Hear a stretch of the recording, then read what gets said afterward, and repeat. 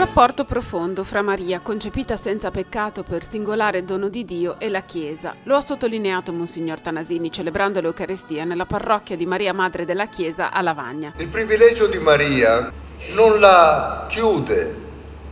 in se stessa, in una gloria unica e personale, ma la apre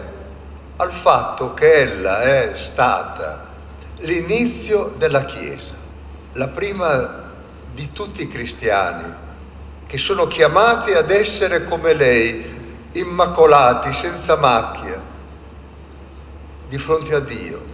Di qui l'invito a celebrare il 50° anniversario della fondazione della parrocchia con uno sguardo nuovo sulla Chiesa stessa, oggi vista sempre più per le sue macchie, per i suoi figli che sbagliano, piuttosto che per il dono di coloro che ne realizzano fino in fondo la vocazione di sposa di Cristo e con il desiderio di far parte della stessa comunità ecclesiale. Un invito dunque tanto più decisivo per questa comunità intitolata proprio a Maria come Madre della Chiesa, che si è costituita il 22 agosto del 1968, 50 anni fa. La data della festa invece l'8 dicembre perché coincide con la consacrazione della chiesa parrocchiale costruita in mezzo al quartiere nuovo di Lavagna come segno della prossimità di Dio alle persone. Credo che il sogno rimanga sempre un po' lo stesso, cioè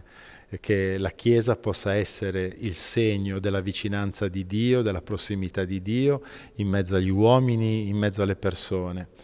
E questo sogno è continuato e si è evoluto, ecco, quindi dal primo parroco che ha iniziato, Don Romano, poi c'è stato Monsignor Gero Marino che in quasi 20 anni ha dato una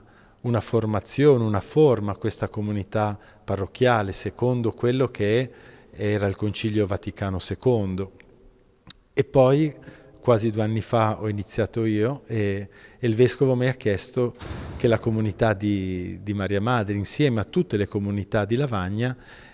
possano iniziare un cammino di comunione. E nella comunione è proseguita la festa con il pranzo nei locali parrocchiali, un gesto semplice che ha riunito a tavola diverse generazioni.